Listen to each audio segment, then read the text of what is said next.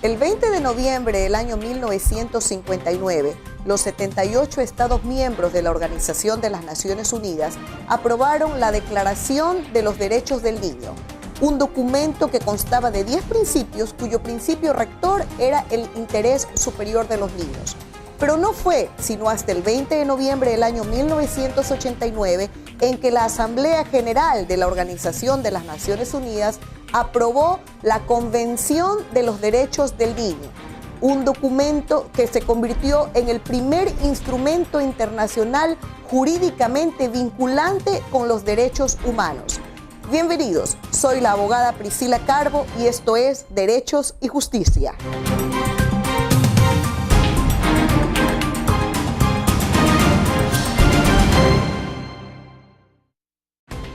La Convención de los Derechos del Niño se basa sobre 4 principios fundamentales, que son la no discriminación, la dedicación al interés superior de los niños, el derecho a la vida y el respeto a la opinión de ellos.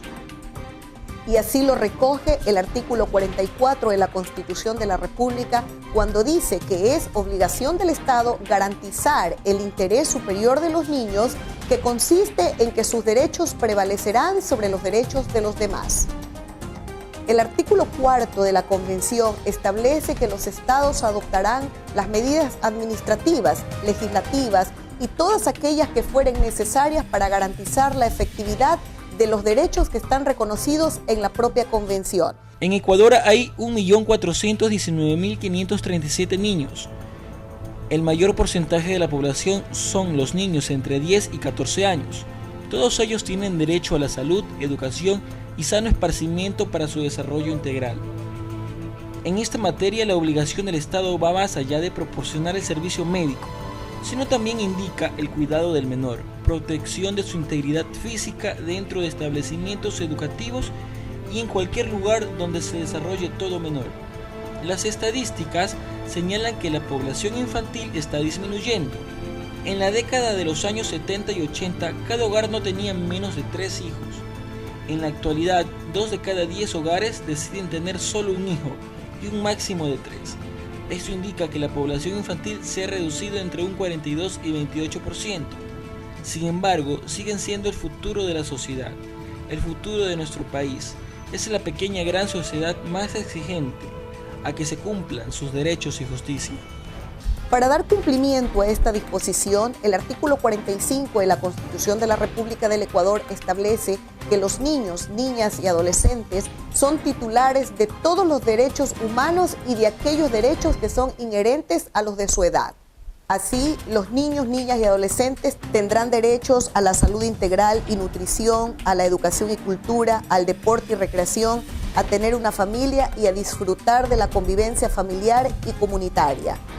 Los numerales 1 y 5 del artículo 69 de la Constitución de la República señalan que debe promoverse la paternidad y la maternidad responsable, la obligación de los progenitores en la alimentación de los hijos e hijas y su desarrollo integral, así como la corresponsabilidad materna y paterna, y vigilar el cumplimiento de los deberes y derechos recíprocos entre progenitores, hijos e hijas.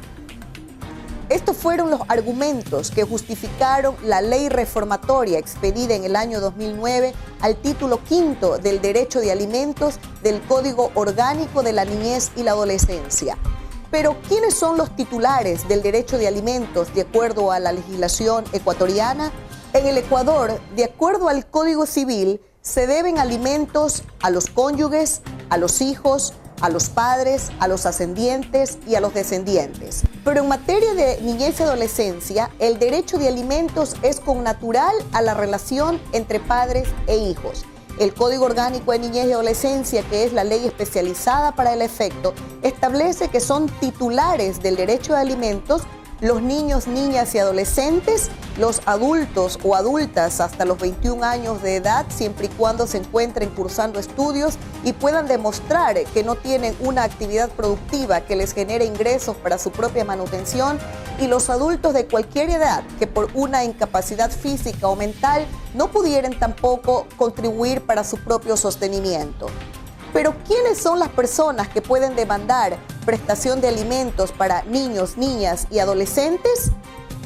Pueden demandar prestación de alimentos el padre o la madre bajo cuya responsabilidad se encuentre la tenencia del niño, la niña o el adolescente. A falta de ellos, el representante legal. ¿Quiénes son las personas obligadas a la prestación de alimentos? De acuerdo a lo que señala la ley, los principales obligados son el padre o la madre. En segundo lugar se encuentran los abuelos, los tíos y los hermanos.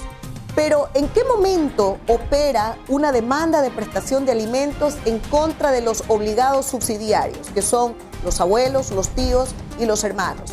Bueno, para que pueda operar una demanda de prestación de alimentos en contra de estas personas, tiene que haberse documentadamente probado la incapacidad que existe por parte del obligado principal, sea el padre o la madre, para poder cumplir con su responsabilidad. Pero ¿cuáles son las necesidades económicas que se satisfacen con una pensión de alimentos? Si bien es cierto que el Código Orgánico de la Niñez y Adolescencia menciona que se llama pensión de alimentos, las necesidades económicas que esta cifra, una vez fijada por el juez, debe cubrir son alimentación, salud integral, educación, cuidado, vestuario, vivienda segura, transporte, cultura, recreación y deportes y rehabilitación en caso de que el derechohabiente tuviera alguna discapacidad. Una de las preguntas más frecuentes que atiendo en mi consultorio es que si la pensión de alimentos cubre aquellas obligaciones que están relacionadas con la sociedad conyugal, como por ejemplo las deudas por tarjetas de crédito. De acuerdo a lo que establece el Código Orgánico de la Niñez y la Adolescencia, definitivamente no. La pensión de alimentos únicamente está destinada para satisfacer las necesidades que están relacionadas con los hijos. Pero, ¿cómo se fija una pensión de alimentos? De acuerdo a la ley, los parámetros establecidos para la fijación de la pensión de alimentos son básicamente 4. Estos son las necesidades básicas por edad del alimentado, los ingresos y recursos del o los alimentantes, la estructura de distribución del gasto familiar y la inflación. Una vez apreciados por el juez estos parámetros y cuantificada la capacidad económica del alimentante, la ley establece 3 rangos económicos en virtud de los cuales se fijará la pensión de alimentos y dependiendo también del número de hijos que se tenga. Y en cualquier caso, la pensión de alimentos no puede ser inferior a la mínima establecida por la ley, dependiendo del número de hijos que tenga el obligado. Pero ¿cómo opera en la práctica un proceso judicial de prestación de alimentos?